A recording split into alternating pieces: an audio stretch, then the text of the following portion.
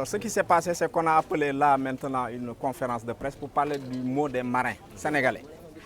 Parce que ce qui se passe dans les installations offshore est très grave. Parce qu'en fait, je crois que l'autorité ne sait pas ce qui se passe réellement. C'est que des pères de famille sont renvoyés, ça fait pas longtemps.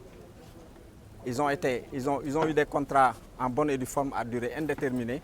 Ces marins ont été débarqués par une société de placement que je vais nommer, qui s'appelle O2.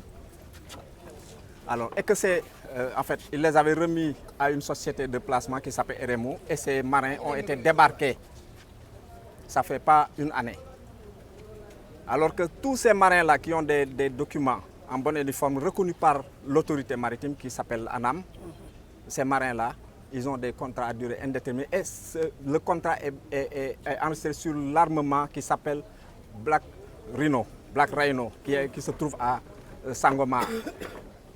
Alors que le projet de Sangomar est toujours en train de continuer. Ces marins ont été affectés à GTA, à Grande Tortue Ahmeyim, et ils ont été débarqués. Et ils ont arrêté leur contrat à durée indéterminée, avec des primes que je n'oserais même pas dire.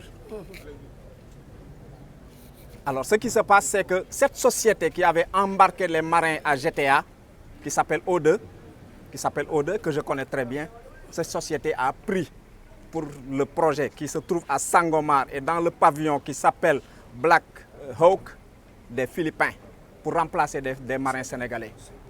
Alors, ce qui se trouve et qui est paradoxal, c'est que ces Philippins ne font pas un travail extraordinaire. Ils sont dans le catering, dans le service, c'est-à-dire la restauration, la cuisine, et les services de maintenance et de nettoyage. Et tout le monde sait qu'en matière d'hôtellerie, le Sénégal fait partie des meilleurs pays en hôtellerie. On ne peut pas débarquer des marins hôteliers et les faire remplacer par des Philippins qui n'arrangent pas le Sénégal parce que ces Philippins ne payent pas les impôts au Sénégal. Nous, au moins, on avait une part qu'on remettait à l'État du Sénégal qui s'appelle l'impôt sur les revenus, les IR. Les Philippins ne payent pas les IR. Les autorités, on dirait qu'ils ne savent pas ce qui se passe. On ne peut pas permettre à une société qui se trouve au Sénégal de débarquer des marins sénégalais et d'embarquer des marins philippins sans que rien ne se passe. On a pleuré la chose depuis octobre 2022. On est en train de pleurer la chose. On a écrit des lettres au ministère, on n'a pas eu de suite. On a écrit à l'ANAM, on n'a pas eu de suite. On est parti partout où on pouvait avoir gain de cause, on n'a rien eu. Alors, ce qui se trouve là maintenant, c'est qu'on a appelé une conférence de presse pour mettre le doigt sur la chose, parce que ça, c'est un problème. Il y a ce qu'on appelle une réglementation qui s'appelle le contenu local. En anglais, le local content. Ces sociétés qui font ces choses-là sont signataires du contenu local. Comment se fait-il qu'aussi au Sénégal, et avec les technologies qui se passent, avec la sécurité qu'on dit du Sénégal, une société peut se permettre d'être signataire de quelque chose qui n'est pas anodin parce que c'est une loi que le Sénégal a ratifiée, qui est signataire de ce truc et faire ce qu'il veut de l'autre côté. Ça, c'est paradoxal. Et ça ne peut pas se passer comme ça. J'en ai connu des marins qui sont expérimentés en offshore avec qui j'ai travaillé à GTA. De grands marins qui ont formé des Africains, des Congolais, des Camerounais, qui les ont formés dans les projets offshore en Afrique. Et ces marins-là sont débarqués. C'est ça la réalité. Il faut à un moment donné que les gens disent la chose. C'est vrai, la diplomatie, c'est une question de grandeur. C'est vrai. Mais à un moment donné, il faut dire la chose, il faut dire les choses comme elles sont. Parce que le problème, c'est que les marins n'ont pas de travail. Vous savez, on ne peut pas être dans un pays comme le Sénégal, où on a presque 70% de la population qui est jeune. Le travail est là, on parle de projet d'employabilité des Sénégalais et on laisse les Sénégalais de l'autre côté. C'est paradoxal, monsieur. Ce que nous voulons, c'est que l'État prenne ses responsabilités par rapport à ce qui se passe. Il y a de ces sociétés qui ne devaient même pas exister dans les projets offshore. Cette société parce qu'on ne peut pas, le chef de l'État ne peut pas de l'autre côté mettre une politique d'employabilité des Sénégalais et de l'autre côté, une société se permet de faire ce qu'il veut, de renvoyer les sociétés. Ça, il n'aide pas l'État du Sénégal, il n'aide pas le chef de l'État. Le contenu local, c'est la loi mise en place, comme aussi on peut le dire par définition, c'est l'ensemble des initiatives prises pour promouvoir les biens et services nationaux, mais également de favoriser la participation de la main-d'œuvre locale.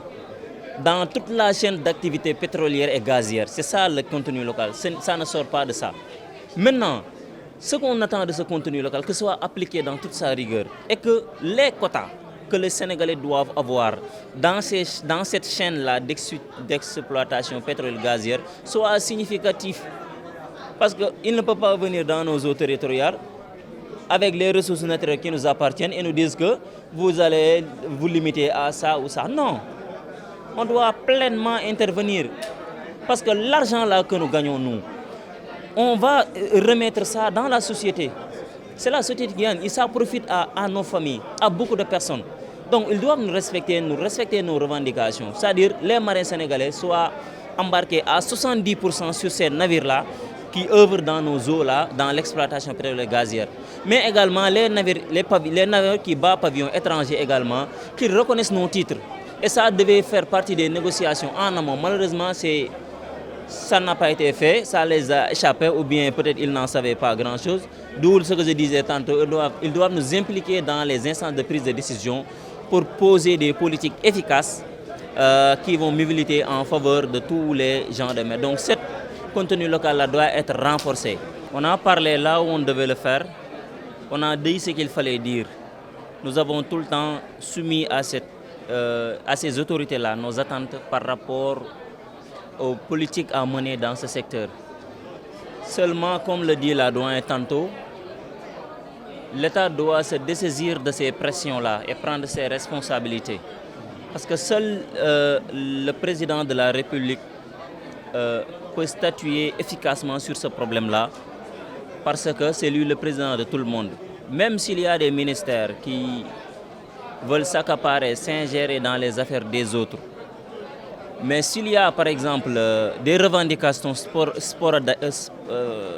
ça et là, sporadiques comme on le dit, l'État devrait se constituer arbitre, appeler les acteurs, les parties prenantes et essayer de régler le problème. Et je pense que si on est entendu là par le président de la République, nous croyons fermement que ces problèmes-là seront réglés parce que nous lui donnons les bonnes informations.